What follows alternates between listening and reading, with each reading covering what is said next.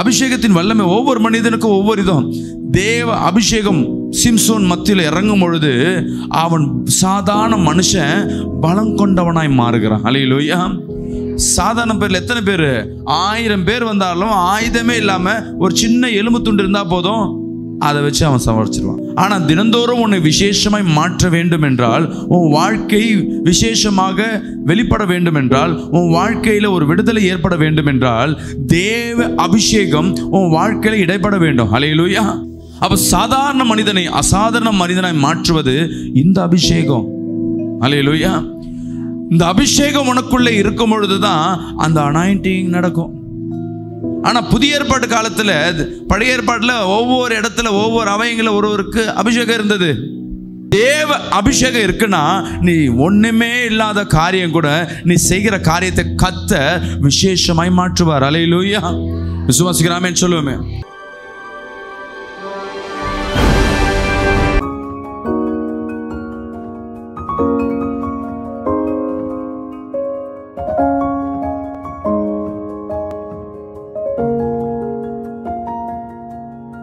கர்த்தர் உங்களை ஆசீர்வதிப்பார். எடுத்து படிப்போம்.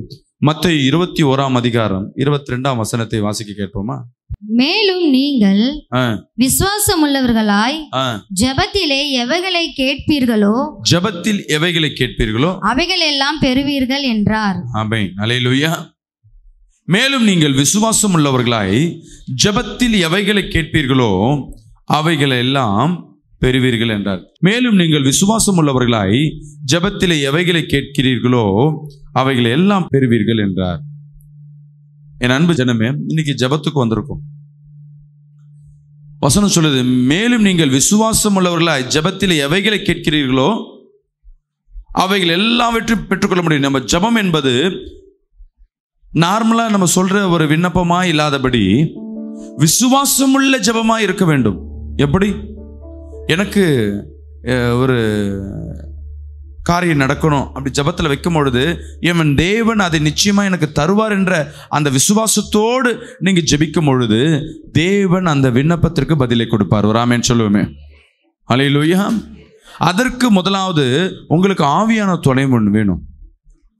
விசுவாசத்தை கிரியை செய்கிறவர் இயேசு கிறிஸ்து. ஆனா அந்த விசுவாசம் உனக்குள்ள கிரியை இருக்கணும்னா நீ முதலாவது தேவனுடைய அனாயிண்டிங் பர்சனாய் மாறணும். அபிஷேகப்படுத்துகிற மனிதனாய் மாறணும். அபிஷேகிக்கப்பட்ட மனிதனாய் மாற வேண்டும். எல்லார் ஜெபங்களும் கேட்கப்படாது, அது தெரிஞ்சுக்கங்க. யார் ஒருவர் நல்ல அனாயிண்டிங்ல இருக்கிறீங்களோ உன் ஜெபங்கள் ஏறெடுக்கப்படும். ஏன்? எப்படி? இந்த அபிஷேகம் என்ன பண்ணும்? இப்ப நாங்க ஊழியக்காரர்கள், நாங்க ஜெபம் பண்ண நடக்குதில்ல, ஏன் நீங்க ஜெபம் நடக்கல? என்ன வித்தியாசங்கள் இருக்கு? நாங்க மட்டும் நான் ஏசப்பாவை நாங்கள் குத்தகைக்கு வாங்கி வச்சிருக்கோமா? நீங்களுக்கெல்லாம் உங்களுக்கெல்லாம் வரக்கூடாது, எங்ககிட்ட தான் வரணும்னு சொல்லுங்களேன். என்ன காரணமா இருக்கும்? ஒரு சாதாரண மனிதனை விசேஷமாக மாற்றுவது யாரால முடியும்? இந்த உலகத்தில் என்ன பண்ணுவாங்க? சாதாரண மனிதனை நல்ல மேக்கப்லாம் பண்ணி அலங்காரப்படுத்தி மாற்றுவாங்க. அது அந்த அலங்காரம் கலையிற வரையும் தான் என்ன இருக்கும்? அந்த விசேஷம் இருக்கும். சில பேருக்கு பணம்லாம் கொடுத்து என்ன பண்ணுவாங்க? பொண்ணு மாப்பிள்ளையா நிற்க வைப்பாங்க. அதுவும் அந்த ஒரு நாள் தான். ஆனால் தினந்தோறும் உன்னை விசேஷமாய் மாற்ற வேண்டும் என்றால், உன் வாழ்க்கை விசேஷமாக வெளிப்பட வேண்டும் என்றால், உன் வாழ்க்கையில் ஒரு விடுதலை ஏற்பட வேண்டும் என்றால், தேவ அபிஷேகம் உன் வாழ்க்கையில் இடைப்பட வேண்டும். அல்லேலூயா. உன் விண்ணப்பங்கள் ஏறெடுக்கப்படலை. ஆனால் ஊழியக்காரர்கள் செஞ்ச ஜெபத்திற்கு விடுதலை இருக்கு. காரணம் என்னன்னா, நாங்க ஜெபம் பண்ணாலும் நடக்காது. நாங்க ஜெபம் பண்ணும்போது எனக்குள்ள ஒரு விசுவாசம் இருக்கு, இயேசு எனக்குள்ள இருக்கிறார். அல்லேலூயா. அப்படி இயேசு எனக்குள்ள இருக்கிறார் என்ற விசுவாசத்துல நான் ஜெபிக்கும் பொழுது தேவன் என்னை தொடுவதை முதலாவது நான் உணர முடியும். தேவன் நம்மளை தொடுவதை எப்படிலாம் உணர முடியும்? சில நேரங்களில் ஒன்னு அறியாமே கண் கலங்கி கொண்டே நிற்கும். தேவ அபிஷேகம், அதுவும் விடுதலையாக்குகிற அபிஷேகம் அந்த இடத்துல உலாவுகிறதுனா உன் கண்கள் கலங்க ஆரம்பிச்சிடும். ஏதோ உன் இருதயம் குமுங்க ஆரம்பிக்கும். உன்னை அறியாமே உன் கண் கலங்கி கொண்டே இருக்கும். அல்லேலூயா. அது துக்கத்தினால அல்ல, தேவ அபிஷேகத்தினால ஏற்படுகிற கலக்கம். அது விசுவாசிக்கிறாமேன்னு சொல்லுவோமே. சத்தமா சொல்லுவோமே. அல்லேலூயா. விசுவாசிக்கிறாமேன்னு சொல்லுவோமே. அதான் தேவன் சொல்லுகிறார், உன்னை நிச்சயமாகவே உன் வாழ்க்கையில் ஒரு அதிசயத்தை செய்வேன். வேதத்துல சிம்சோன் என்ற ஒரு மனுஷன் இருந்தான். தேவ அபிஷேகம் அவன் எங்கம்மா இருந்ததுன்னா அவன் முடியல இருந்ததான். பாத்துங்க, தேவ அபிஷேகம் ஒவ்வொரு மனிதனுக்கும் சில மனிதனை முழுவதும் கர்த்தர் நிரப்புவார். சில பேருக்கு முடியல நிரப்புவார். சில பேருக்கு கண்கள்ல அந்த அபிஷேகம் ஏற்பட ஆரம்பிக்கும். சில பேருக்கு கைகள்ல அந்த அபிஷேகத்தின் வல்லமையை கொடுப்பார். சில பேர் அவயங்கள்ல கொடுப்பார். சில பேருக்கு வார்த்தையில கொடுப்பார். அல்லேலூயா, விசுவாசிக்கலாமேன்னு சொல்லுவோமே. அப்போ சிம்சோனுக்கு எங்க அந்த வல்லமையை கொடுத்திருந்தாரு? அந்த முடியல வல்லமையை அவன் அபிஷேகம். அந்த முடியை என்ன பண்ணலாம, பிறந்ததுல இருந்து வெட்டாம சவரன் பண்ண கத்திரிக்கோலே படாதபடி அவன் முடி வச்சிருந்தான். அவனுக்கே தெரியாது அந்த முடியில இருந்த அபிஷேகத்தின் வல்லமை. அல்லேலூயா. இன்னைக்கு நம்ம முடியில இருக்க அபிஷேகம் எப்படிமா இருக்கு? கொட்டினே இருக்கு பாஸ்டர். சீப்பை போட்டா வந்துனே இருக்கு பாஸ்டர். தேவ அபிஷேகம் முடியில இருக்குன்னா அந்த முடியின் வல்லமை விசேஷமா மாறும். அல்லேலூயா, விசுவாசிக்கலாமேன்னு சொல்லுவோமே. அபிஷேகத்தின் வல்லமை ஒவ்வொரு மனிதனுக்கும் ஒவ்வொரு இதும். தேவ அபிஷேகம் சிம்சோன் மத்தியில் இறங்கும் பொழுது அவன் சாதாரண மனுஷன் பலம் கொண்டவனாய் மாறுகிறான். அல்லேலூயா. சாதாரண பேர்ல எத்தனை பேர்? 1000 பேர் வந்தாலும் ஆயுதமே இல்லாம ஒரு சின்ன எலும்பு துண்டு இருந்தா போதும், அதை வச்சு அவன் சமாளிச்சிருவான். அப்ப சாதாரண மனிதனை அசாதாரண மனிதனாய் மாற்றுவது இந்த அபிஷேகம். அல்லேலூயா. இந்த அபிஷேகம் உனக்குள்ளே இருக்கும் பொழுதுதான் அந்த அனாயிண்டிங் நடக்கும். ஆனா புதிய ஏற்பாட்டு காலத்துல, பழைய ஏற்பாட்டுல ஒவ்வொரு இடத்துல ஒவ்வொரு அவயங்கள ஒருவருக்கு அபிஷேகம் இருந்தது. விசுவாசிக்கலாமேன்னு சொல்லுமே. சொப்பனத்துல ஒருத்தனுக்கு அபிஷேகம் இருந்தது. யார் இருக்காது சொல்லுங்களேன்? வாய் திறக்கலன்னா இந்த வாரம் ஃபுல்லா சொப்பனத்துல ஒருத்தருக்கு கர்த்தர் அபிஷேகம் கொடுத்தாரு. யாருக்கு? மோசேக்கா? யோசேப்பு. அந்த சொப்பனத்தின் காக்க நம்ம பார்க்குற சொப்பனம் எல்லாம் பேய் பிசாசம் வருது. சொப்பனம் வந்தாவே கட கட கட கடன்னு அழுதுன்னு இருப்போம். ஆனா சொப்பனத்துல தேவ அபிஷேகம் இருக்குன்னா உன் சொப்பனத்தின் வல்லமை உன்னை விடுதலையாக்கும். அல்லேலூயா. மற்றவர்களையும் விடுதலையாக்கும். இது பழைய ஏற்பாடு. புதிய ஏற்பாடுல என்ன இருக்கு? பழைய ஏற்பாடுல யாக்கோபுக்கு தேவன் ஒரு அபிஷேகத்தை கொடுத்தார். என்ன அபிஷேகம்? தேவன் அனாயிண்டிங் எங்க இருந்தது? அவன் கரங்கள்ல இருந்தது. என்ன பாஸ்டர் யாக்கோபுக்கு அப்படியா? யாக்கோபு என்னென்ன காரியம் செய்யறானா அதெல்லாம் தடைபடாத ஆசீர்வாதமா இருந்தது. அவன் வெட்டின கிணறு இன்னைக்கும் இருக்கு. விசுவாசிக்கலாமேன்னு சொல்லுவேன். அல்லேலூயா. முதலாய் பூமியில நீர் ஊற்று தோண்டனா தண்ணி இருக்கோன்னு கண்டுபிடிச்சது யாரு? சயின்டிஸ்ட் யாக்கோபு. விசுவாசிக்கலாமேன்னு சொல்லுவேன். ஏன்னா மேல இருந்து தண்ணி வரும், ஆறு தண்ணி வரும், ஊற்று எங்கேயோ வரும்னா. ஆனா வெறும் வட்டாந்தரை நோண்டி உள்ள பார்த்தா உள்ள தண்ணி இருக்குன்னு கண்டுபிடிச்சது யாரு? யாக்கோபு. அதான் ஏசப்பாட்ட வந்து சகோதரி சொல்லும், நீ இந்த தண்ணி எப்படிதம்மா எங்க முப்பிதாக்கள் வெட்டின சொல்லுங்களேன்? கிணறு. அப்ப ஏசப்பா சொன்னாரு, இந்த கிணறு காட்டிலும் என்கிட்ட இருக்க வல்லமை விசேஷமானது. அல்லேலூயா. இதை பார்த்து அப்புறம் பேசுவோம். இப்போ யாக்கோபுக்கு ஒரு அபிஷேகம் உண்டு. அவன் கையிட்டும் செய்கிற எல்லா காரியங்களும் வாய்க்க பண்ணது. அப்ப நம்ம வாழ்க்கையில எடுத்துங்க எக்ஸாம்பிள். நான் எடுத்து பாருங்க. நீங்க கையிட்டு செய்யற காரியம்லாம் வாய்க்காதா? ஒரு முறுக்கு சுட்டா கூட ஒழுங்கா ஒரு அச்சு முறுக்கு ஒழுங்கா வராது. ஒரே மாதிரி முறுக்கு ஒரு 10 முறுக்கு சுட்டி காட்டுங்க பார்க்கலாம். ஒரே மாதிரியா 10 முறுக்கு சுட்டு காட்டுங்க, உங்களுக்கு நான் கின்னஸ் வேர்ல்ட் ரெக்கார்ட் கொடுக்குறேன். ஒரு முறுக்கே ஒழுங்கா சுட முடியல. சரி வேணாங்க, ஒரு தோசை 5 தோசை ஒரே மாதிரி சுட்டு கொடுக்குங்க பார்க்கலாம். இன்னைக்கு சுட்ட மாதிரி நாளைக்கு சுட்டு கொடுக்குங்க பார்க்க முடியாது. இன்னைக்கு சுவையா இருக்க மாதிரி நாளைக்கு சுவையா இல்லை. காரணம் ஒவ்வொன்றுக்கும் தேவன் கொடுக்கிற அபிஷேகம். அல்லேலூயா. விசுவாசிக்கலாமேன்னு சொல்லுவோமே. தேவ அபிஷேகம் இருக்குன்னா நீ ஒண்ணுமே இல்லாத காரியம் கூட நீ செய்கிற காரியத்தை கர்த்தர் விசேஷமாய் மாற்றுவார். அல்லேலூயா. விசுவாசிக்கலாமேன்னு சொல்லுவோமே. தேவன் ஒவ்வொருத்தருக்கும் ஒரு விசேஷத்தை கொடுத்தார். நோவாவுக்கு அவன் பேழை செய்வதற்கு உண்டான ஞானத்தையும் அந்த அபிஷேகத்தையும் கர்த்தர் கொடுத்தார். மக்கள் எல்லாம் காப்பாற்றுகிற அந்த அபிஷேகத்தை கர்த்தர் கொடுத்தார். அல்லேலூயா. மோசேக்கு அபிஷேகம் எங்க இருந்தது சொல்லுங்க? வாய் திறக்கலன்னா மோசேக்கு யாரோ குரல் வருது. அவன் குரல்ல கர்த்தர் கொடுத்தார். விசுவாசிக்கலாமேன்னு சொல்லுவோமே. உன் வீட்டில் உன் கையில் இருக்கிற நீ கையிட்டு செய்கிற உன் கீ செயின் இருக்குது பார்த்தீங்களா, பீரோ கீ செயின், அதில் ஒரு அபிஷேகம் தான் நகை உள்ள தானாக சேரும். அதனால் பாஸ்டர் கிட்ட எடுத்துகிட்டு வந்து கொடுத்து பாஸ்டர் இந்த சாவி ஜெபம் பண்ணி கொடுத்தாருன்னா இருக்கிறதும் உண்மையாக போயிடும். அபிஷேகம் யாருக்கு? உங்களுக்கு. அது யார் கொடுக்கணும்? தேவன் தான் கொடுக்கணும். என்ன அபிஷேகம், எப்படிப்பட்ட அபிஷேகம் கொடுக்கணும் யாருக்கு தெரியும்? உங்களுக்கு என்ன அபிஷேகம் இருக்கு நீங்க தான் கண்டுபிடிக்கணும். எனக்கு இந்த அபிஷேகம் வேணும்னு சொல்லிட்டு கர்த்தர்ட்ட கேட்க முடியாது. அல்லேலூயா. கேட்டா கொடுப்பாரு. ஆனா தேவனே உனக்கு ஒரு அபிஷேகத்தை கொடுத்திருப்பார். அந்த அபிஷேகத்தின் வல்லமை விசேஷமா இருக்கும். சொல்லுங்களேன். அல்லேலூயா. ஒரு மனிதன் சாதாரண மனிதனாய் மாறுகிறான். அவன் போய் வலைய போடுறான், மீன் வரல, ஒன்றும் பண்ணல, ராமோடதும். இயேசு அந்த படகுல ஏறின உடனே அவன் வலையில் என்ன கிடையாது? மீன் கிடையாது. தெரிஞ்சுங்க, இயேசுவால் அவன் ஆசீர்வதிக்கப்பட்டு அவன் அனாயிண்டிங் பர்சனாய் மாறுகிறான். அப்போ அவன் வலை வீசுறான், வருதெல்லாம் மீன். அல்லேலூயா. விசுவாசிக்கிறாமேன்னு சொல்லுவேமே. எனக்கு இயேசு பக்கத்தில் இருக்க, நான் பக்கத்தில் போய் நின்று பவர் வந்துடுமா? ஒன்றும் வராது. ஆனால் இயேசு நினைக்கணும், இந்த பிள்ளை மத்தியில் நான் அனாயிண்டிங் கொடுக்கணும். அல்லேலூயா. ஆவியானவர் வல்லமை அவன் மத்தியில் கிரியை செய்யணும்னு இயேசு நினைக்கணும். உன் வீட்டில் இன்னைக்கு செய்கிற காரியெல்லாம் வாய்க்காமல் போகலாம்.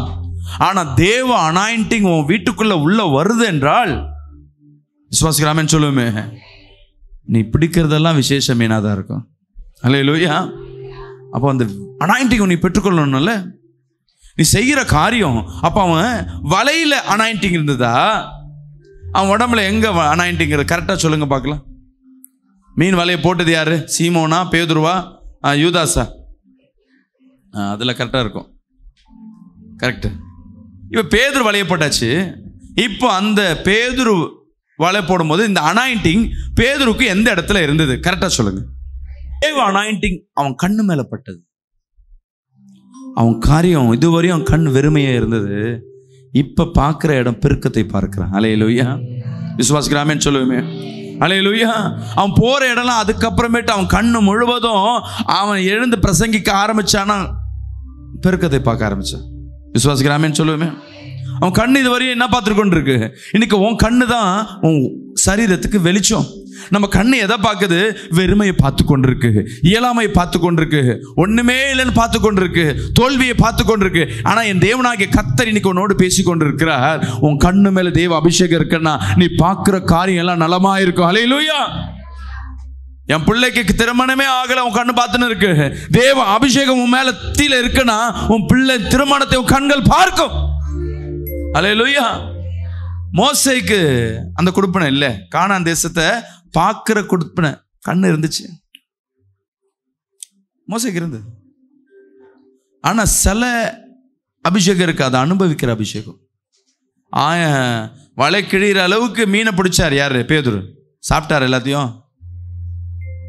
வேதத்துல தன் ஆசீர்வாதத்தை தான் அனுபவிச்சான். அந்த அபிஷேகத்தை ஒருத்தர் பெற்றான். யார்? சாலமோன். அவன் பெருசா கேட்கல, அவன் கேட்டது ஞானத்தை கேட்டான். ஆனா தேவன் என்ன கொடுத்தாரு? ஆமென். அல்லேலூயா. நீ கேளாத ஐஸ்வரியத்தையும் கனத்தையும் மகிமையை கர்த்தர் கொடுத்தாரு. அவன் இருக்கிறவர் 1000 வைஃபை கல்யாணம் பண்ணியிருக்கானா அவன் எப்படி சுகபோகத்தில் இருந்திருப்பான். ஒரு வைஃபுக்கு மேல கல்யாணம் பண்ண முடியல. என்ன காரணம்? ஒன்னே சமாளிக்க முடியல. அவங்களுக்கு புடவை நகை வாங்கி கொடுத்த முடியல. இது ரெண்டெல்லாம் வச்சவனு கோயில் கட்டணும். இப்போ அவன் 1000 இருக்கானா அவன் எவ்வளோ ஆசீர்வதிக்கப்பட்டவனா இருந்தான்னா 1000 குடும்பத்தை அவன் சமாளிச்சிருந்திருப்பான். நான் இப்போ 1000 பேர் கல்யாணம் பண்ண சொல்லல, நீங்க அதை தப்பா எடுத்துக்காதீங்க. அது பழைய ஏற்பாடு காலம். சாலமோனுக்கு தேவன் அந்த ஆசீர்வாதத்தை கொடுக்க முடிவு பண்ண. ஆனா சாலமோன் கேட்ட அபிஷேகம் என்ன? ஞானம். ஒருத்தருக்கு கரெக்டாக நீதி சொல்லணும். அந்த இவ்வளோ ஜனம் இருக்கு, திடீர்னு கேள்வி கேட்டால் பதில் தெரியாது, அந்த பதில் சொல்ற ஞானத்தை கொடுங்க ஆண்டவர். நான் முட்டாளா இருக்க, பைத்தியக்காரனா இருக்க, எனக்கு பதில் கொடுங்கன்னு தேவன் பார்த்தாரு. நான் உனக்கு கொடுக்க வச்சிருக்க அபிஷேகமே வேணாம், நீ என்ன வேற கேட்குற? சரி அதையும் எடுத்துக்கோ, இதையும் தரேன். அல்லேலூயா. விசுவாசிக்கிறாமேன்னு சொல்லுவோமே. இப்போ உங்களுக்கு என்ன அபிஷேகம் வேணும்? அல்லேலூயா. உன் கண்ணில் அபிஷேகம் இருக்குன்னா வெறுமையா இருக்கிறது கூட நீ பார்க்கும் பொழுது அது மலராக மாறி நிற்கும். விசுவாசிக்கிறாமேன்னு சொல்லுவோமே.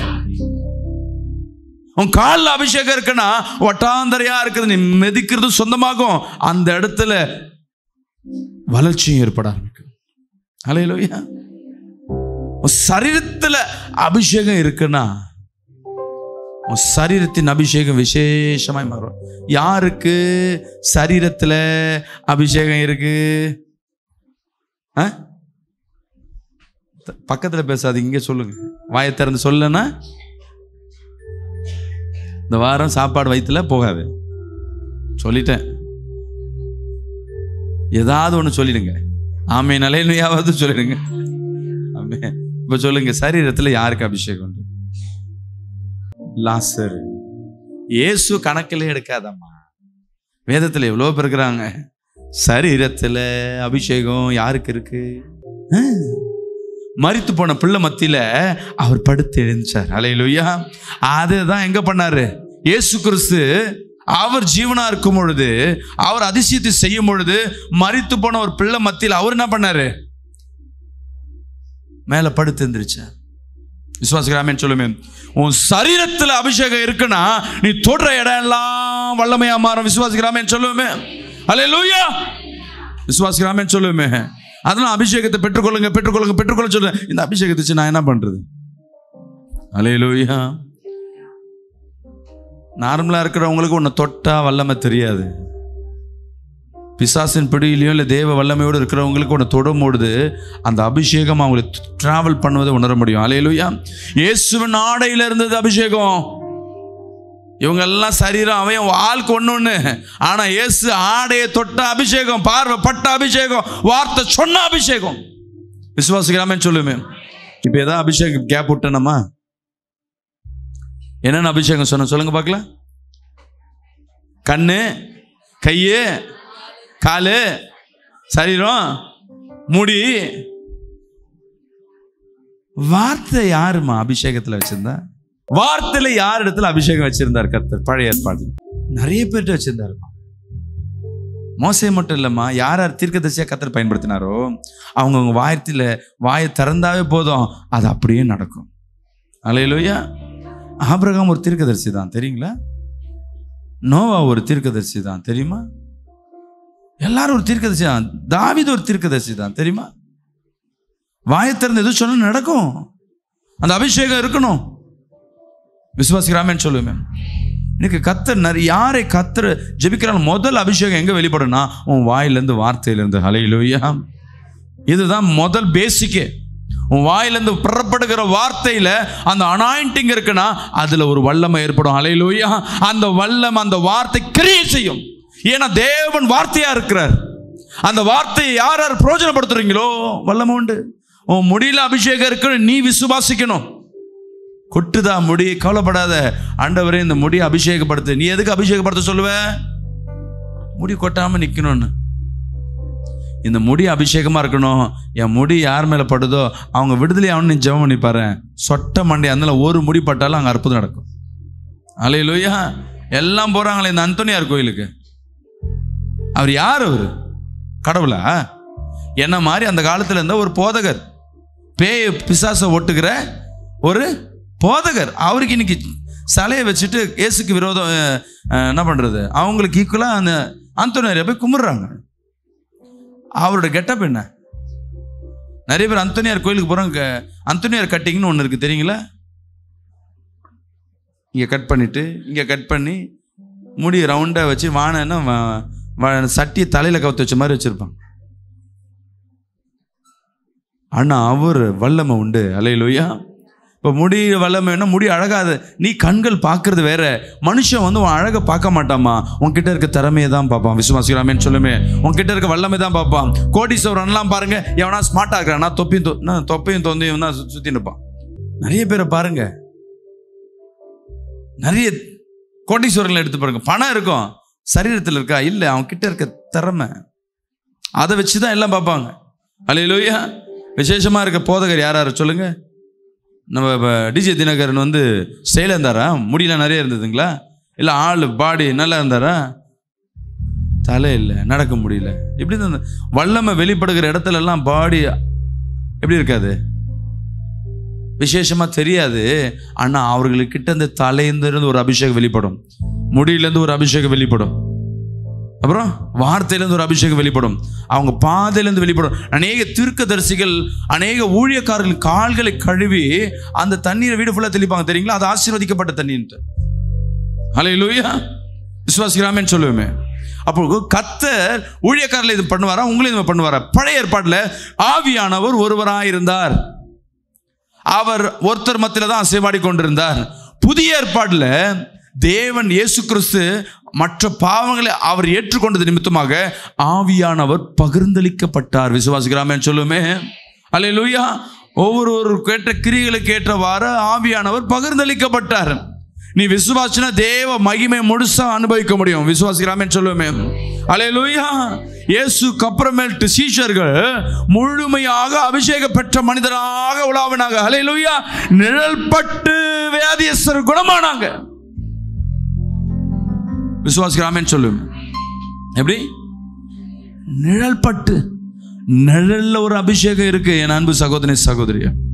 உன் காலடி மண்ணை எடுத்து சூனியம் பண்றவங்க மத்தியில தெரியும், உன் காலடி மண்ணை எடுத்து அந்த சூனியம் காரம் வாழ்க்கையே போயிடும். ஏன்னா உன் காலில் அவ்வளோ அப்படி அபிஷேகம். அதை கத்த சொல்றாரு, நீ நல்லா அபிஷேகம் பண்ணு, நல்லா அனாயிண்டிங் ஆகு, நல்ல ஃபயர் ஆகு. ஒருத்தனை ஒன்று தொட முடியாது. செய்வனை பண்றானா அவன் உனக்கு விரோதமாக எழும்புறான் நினைச்சுங்க, அவன் உன்கிட்ட அவன் சரண்டர் ஆயிடும். ஐயா நீங்க என்ன பண்றீங்க, ஏது பண்றீங்க? அல்லேலூயா. இன்னைக்கு நம்ம பண்ற ஜபங்கள் எதுவும் ஏறெடுக்காதபடி, உபவாசம் ஏறெடுக்காதபடி என்ன பண்றோம்? விசுவாசம் இல்லாதபடி. விசுவாசம் எதுக்குள்ள இருக்கணும்? உனக்குள்ள ஆவியானவர் கிரியை செய்ய ஆரம்பிக்கணும். ஆமென் சொல்லுவோமே.